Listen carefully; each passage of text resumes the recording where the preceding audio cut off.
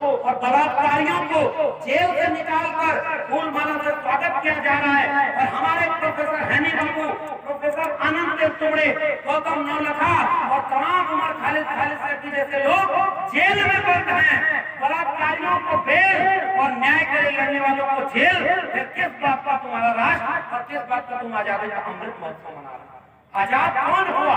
राजस्थान का वो इंद्र मेघवाल, क्यों वो मटका आजाद नहीं हुआ जिसको छू लेने से उस तीसरी में पढ़ने वाले बच्चे की जान ले ली गई?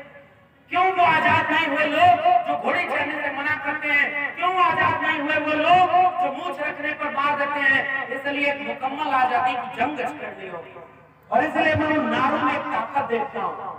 डॉक्टर लोहिया ने कहा, संतों ने बाकी गांठ पिछड़ा पावे सौ में साथ। और पिछड़े समाज के लोग जातियों में बट गए। और इसी उत्तर प्रदेश में कुछ लोग अपनी अपनी जाति की पार्टी बनाकर कभी दाएं कभी बाएं कभी कहीं जा रहे हैं। सारे परिवार के लोग हो गए हैं। आओ गलतियों से सीख लेते हैं, एकजुट होते हैं। देखो, और नीरज ने जो बात कही मैं उसी में जोड़ रहा हूँ। मेरी भी जाति ऐसी है जो थोड़ी संख्या में ज्यादा है तो महासभा बनी है। हो सकता है कि जो संख्या में ज्यादा जाति हो वो अपनी जाति कुछ दिन बचा लेगा। अहिर कुर्मी कोयरी कुछ दिन अपनी जाति बचा लेंगे। ताकतवर है, संख्या में ज्यादा है, पढ़ लिख के आगे आए। लेकिन शिवदयाल सिंह चौरसिया और कर्पूरी ठाकुर के लोग कैसे अपनी जाति बचाएंगे? वो हलवाई, वो जुलाहा, वो तमाम कुम्हार, लोहार, बढ़ई, नाई, मोची, मल्ला, निशाद, वो जातियां कैसे अपनी जाति बचाएंगे? साहब, उनकी जिम्मेदारी आपकी नहीं थी क्या? आप तो अपनी जात के नाम पर गर्व करते गए और कौन से पिछड़े समाज की बात कर रहे हो? अरे इस देश में अनुच्छेद 15(4), अनुच्छेद 16(4) और भारतीय संविधान का अनुच्छेद 340 न होता तो मंडल कमीशन न होता, और मंडल कमीशन न होता तो इस देश के ओबीसी को कभी न्याय नहीं मिल पाता। यह इतिहास आप भूल गए। और ओबीसी समाज के लोगों, एक झूठा प्रधानमंत्री बैठा है इस देश में जो कहता है कि मैं ओबीसी हूँ, और आज तक उसने कभी मंडल कमीशन का नाम लिया होगा? बताइए, कभी नाम नहीं लिया ना। कभी वो लड़ाई को जानता है क्या? कभी वो रामस्वरूप वर्मा को, जगदेव बाबू को जानता है क्या? अरे वो झूठा ओबीसी है। आओ ओबीसी समाज के लोगों, जाति को तोड़ो, आओ गले मिलते हैं।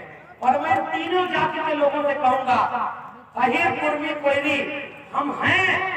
बड़े भाई छोटे भाई ये बात संचालन में बोली गई, ये बिल्कुल गलत बात है। कोई बड़ा भाई नहीं, कोई छोटा भाई नहीं, एक साथ हम एक लकीर पे खड़े हैं। हम सब बराबर हैं। जिस दिन बड़े भाई की बात आ जाएगी कभी भी बराबरी नहीं आएगी। इसलिए हम जो लोग ताकतवर हैं, आओ हम 2 कदम तक पीछे हटते हैं। और इस मंच को अगली बार जब आप कार्यक्रम करो तो कुमार, लोहार, भाई, नाई, मोची, मल्ला, निशाद जातियों के लोगों को यहाँ अतिथि बनाओ। हम श्रोता बनकर सामने बैठेंगे और अपने लोगों को आगे करेंगे, तब जाकर एक सांस्कृतिक क्रांति होगी। और इसलिए वो नारा जो अधूरा है, संतों ने बांधी गांठ पिछड़ा पावे सौ में साथ, उस नारे को मामला रामस्वरूप वर्मा और जगदेव बाबू ने जब आगे बढ़ाया कि 100 में 90 शोषित हैं, शोषितों ने ललकारा है, धन, धरती और राजपाट में 90 भाग हमारा है। यही केवल क्रांति का आगाज है। वो जो 90 हिस्सा है, आखिरी बात पर बोल रहा हूँ, 90 हिस्सा क्या? मंदिर में हिस्सेदारी नहीं, पुजारी बनने के लिए चीज चल रहा है। अगर मंदिर वाले हैं तो उनसे एक बात कहो कि ये जितने मंदिर हैं इन सब में दलित और पिछड़े पुजारी बनेंगे और उनका बैंक अकाउंट हमारे नाम से होगा, सारा चंदा हमारे खाते में आएगा, तब पुजारी बनना कबूल करो। कुछ दिन के लिए जो पुजारी है उनको कह रहा है, आप लोगों की लड़ाई मंदिर की नहीं है। ये बाबा साहब ने कहा था कि मंदिर जाने वाली भीड़ जिस दिन स्कूल, कॉलेज और विश्वविद्यालय की तरफ घूम जाएगी, इस देश को दुनिया का सबसे महान देश बनने से कोई रोक नहीं सकता। इसलिए हमारी लड़ाई किसकी है? स्कूल, कॉलेज और विश्वविद्यालय की है। और ये जमहूरी जो सत्ता में बैठे हैं, शौचालय और देवालय में आपको लड़ा रहे कि नहीं लड़ा? रोज मंदिर, रोज मुसलमान, हिंदुस्तान, पाकिस्तान। आप कहोगे मेरे बच्चे को नौकरी नहीं मिली, वो कहेंगे 370 हटा दिया। आप कहोगे शिक्षा बर्बाद हो रही है, वो कहेंगे ट्रिपल तलाक। आप कहोगे महंगाई बढ़ गई, वो कहेंगे मंदिर नहीं बनाएंगे। आप कहोगे कि हम एक वो कहेंगे हम अखंड भारत चाहते हैं। ये लड़ाई विचारधारा की है। इसलिए मेरे भाइयों बहनों, मैं जो अपील करने आया था वो अपील गुजारिश केवल यही है, गांव के मासूम लोगों अपने आसपास देखो, ये दिल्ली और लखनऊ वालों ने आपके बच्चों का सौदा कर दिया है, उनके भविष्य को पूरी तरह से बर्बाद कर दिया। मुझसे न कहना, मैं केवल अपनी जिम्मेदारी निभाने आया। मैं जानता हूं कि इस मंच से हम जो बोल रहे हैं, एक तो हमारे अंदर कोई ऐसी चीज नहीं, जो कुछ है वो विरासत में मिली है, हम केवल आप तक पहुंचा रहे हैं। कल को हमारे भाषण खत्म हो जाएंगे, हो सकता है ये मंच लगाने का मौका भी न मिल पाए। ये आयोजक लोग, बनकर लोग और दयाराम के लोग जैसे लोग तो बड़ी हिम्मत कर रहे हैं, साहब कितने दिन कर पाएंगे। और एक बात और याद रखिएगा, जय भीम बोलना अब इतना ताकतवर हो गया है ना कि जो दिल में गोडसे, गोलवलकर और हरद्वार रखते हैं, वो भी बिरसा फुले अम्बेडकर के सामने जाकर झुक रहे हैं, कह रहे हैं अम्बेडकर न होते तो मैं भारत का प्रधानमंत्री नहीं होता।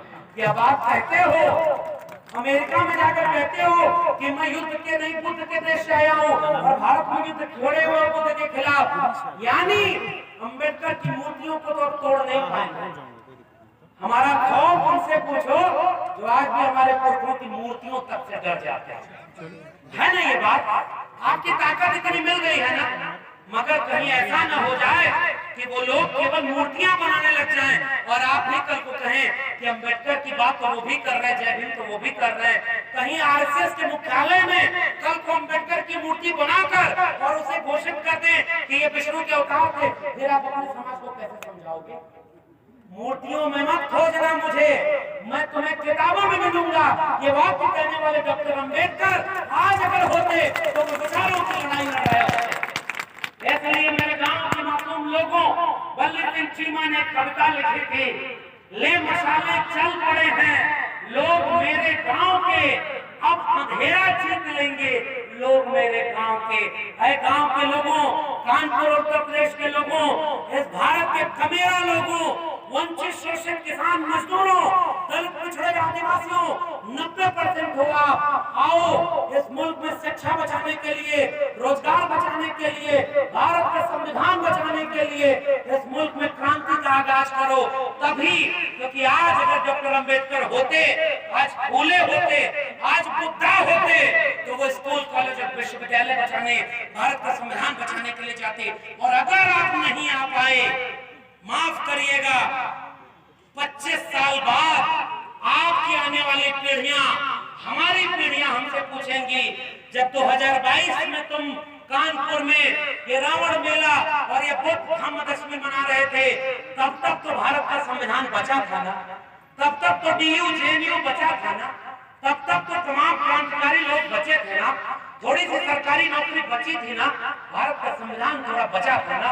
25 साल बाद तुम हमें ऐसा भारत सौंप कर गए जिसमें भारत के संविधान की बजाय मनुस्मृति है, सरकारी नौकरी बिक गई, सरकारी जमीन बिक गई, सारे लोग मजदूर बन गए पूंजीपतियों के, आदिवासी जमीन नहीं बचा पाए, दलित अपना वजूद नहीं बचा पाए, पिछड़े अपना हक नहीं बचा पाए, महिलाएं अपनी इज्जत न बचा पाए, सारे लोग मजदूर बन गए।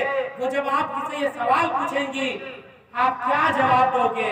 मैं उन आने वाली पीढ़ियों से आंख में आंख डालकर कहना चाहता हूं कि बुलडोजर से, जेल जाने से, दंगाइयों से मैं बिना डरे बिरसा फुले अम्बेडकर पेरियार की बात करते हुए हर मंच पर जाकर लोगों को समझा रहा था कि आओ इस भारत के संविधान को बचा लें। यही कह करके उनसे अपनी इज्जत बचाऊंगा। अगर आपको भी अपनी इज्जत बचानी है आने वाली पीढ़ियों के लिए, कि वो आपके ऊपर शर्म न करें कि तुम्हारे पुरखे अम्बेडकर फुले पेरियार थे, हमारे पुरखे तुम नालायक निकले। कारवां आगे ले जाने की बात थी, तुमने मीलों पीछे जाकर बेच दिया, हम आंख नहीं मिला पाएंगे। वो चिड़िया मुझे याद आती है, जंगल में आग लगी, एक चिड़िया चोंच से पानी डाल रही थी, सारे पक्षी हंस रहे थे, ये जंगल की आग तेरी चोंच के पानी से बुझेगी क्या।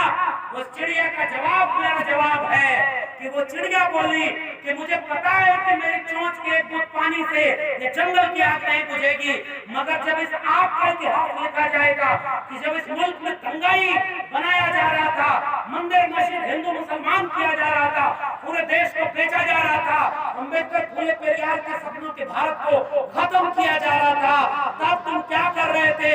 मेरा नाम इस आग लगाने वालों में नहीं, आग बुझाने वालों में शामिल होगा। जय भीम, जय मंगल, संविधान जिंदाबाद, कुल गुलाम जिंदाबाद, इनकलाब जिंदाबाद।